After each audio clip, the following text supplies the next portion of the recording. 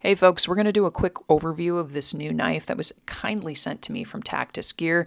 From what I can tell from the website, the company has just very recently launched and has one knife in its lineup, which is this big boy called the Frontier.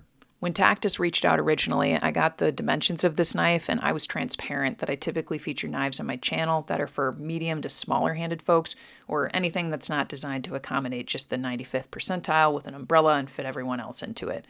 When I saw the Frontier, I knew this would be a big knife, but Tactis asked if they could send a knife my way anyways, just to get my thoughts. To be transparent, they didn't ask me to do a video and just wanted my general feedback. That I really dig. Though I'm catching this knife at its, fully developed phase, this is a new company and they're going directly to their community to figure out what they're doing right and what they're not. I think it's really cool to get to know up-and-coming brands and collaborate in an early phase of product development, and I appreciate Tactis's reach out with that, feedback-forward culture. So I wanted to show you all this blade really quick. This won't be one of my normal full videos, but let's do a mini overview of this knife. And also what's really cool is that the Tactis team shared that they would be launching some new things in the future, and I'm hopeful that a smaller blade will be on the horizon for them, and possibly for me. So let's start from tip to tail. Firstly, this is a reverse Tonto, and it's a hefty boy. Overall length is 7.7 inches, which is the largest folder I have in my collection. The blade length is 3.2 inches. Material is 14C28N, and the website shares it's a 5-ounce knife.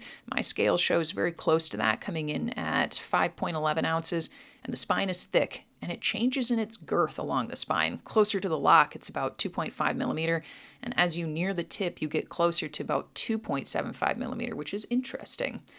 We've got G10 scales for the handle, and they have a nice smooth finish on the texture on them, which is nice. I've had G10 in the past, which is, coarsely textured, and it feels bad in the hand when you can't really get a good grip. It just grinds right into your palm, but this feels great. Super smooth without feeling like it's going to slip loose in your hand. I appreciate the topography to the handle as well. There's a subtle roundness and peak in the center of the handle, and there's a wave to the finger side of the grip too, which feels like you have an anchor point halfway down the handle. The grooves here are large enough to accommodate 2 of my fingers, but would fit a big, sausage finger nicely. The butt end has a very deep carry clip, which is really appreciated. It disappears totally into a pocket, and it's ambidextrous. I don't care for the curl on the bottom end of the clip on the interior. I could see this giving a little bit of resistance to me when pulling out of a pocket when there's a cuff guard on the pocket stitched in. The anchor point of the clip is nice though. I appreciate that it's buried in the handle itself and not exposed to the surface. Going to the part of the handle that's closest to the blade, there's an interesting landing point here just before the blade, which takes the place of a choil.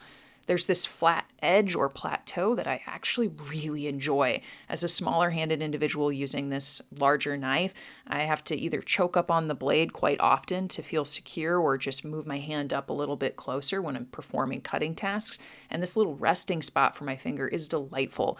I'm partial to choils, and this in lieu of one feels really comfortable. The lock reminds me of a super lock or one that you might see on the Vision FG, I believe. That's proprietary, I believe, as well. So this is some other style that they're coming up with, and it's, it's a unique experience to use.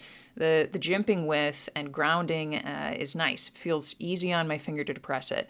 I also really appreciate the half cock stop. At first, when I was practicing closing this knife in a thumb on spine position, I felt a little insecure as I first started to drag my thumb back along the spine, thinking that I'd, accidentally depress the lock and cause the blade to come swinging down like a guillotine on my fingers, but the lock wouldn't allow the blade to actuate unless fully depressed, which would need to be rather purposeful and not an accidental movement.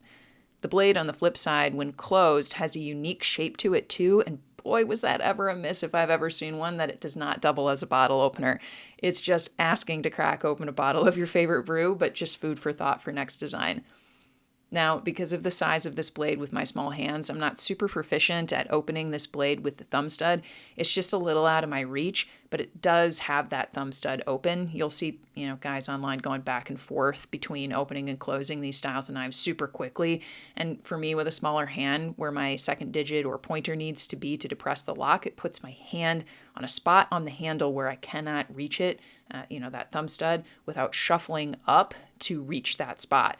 And then it puts my hand in a weird spot to be able to depress it to swing it closed. So just, something to note here, but also you can use momentum to just open and close that as well. Now, what's really interesting is the branding from Tactis. Maybe I'll be the first to say it, maybe not, but the modern style with fun accent colors and blend between outdoors and city reminds me a lot of a brand that I admire, the James brand. The James brand has that bad boy feel of a grown adult who traded their skateboard for a Tacoma that just left for the weekend to hit a trail with their hybrid chinos on and their pocket knife that mostly sees packages at their day job at the office. That's okay. I, too, am a clean-cut weekend dirt junkie, and that's why the James brand has always called to me. I feel like the James brand was the first kid on the block to this scene of modern, timeless knives that can rock in a suit pocket as well as on the trail, and no one has given them a run for their money yet.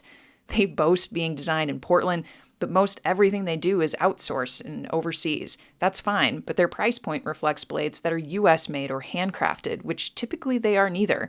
That's really cool that Tactis is actually delivering on the premium feel, that modern style, and that badass energy, all with a price point that is truly accessible to the everyday human. This front tier right here is currently $59 on their website. The comparable knife on the James brand, the Carter, is $149 and up depending on the materials you choose. So I'm stoked to see what Tactis gets up to, and they've launched really, really strongly with the Frontier. Go check out that knife. Keep an eye on these guys like I will be. Until next time, I'm Milotash. Thanks for watching.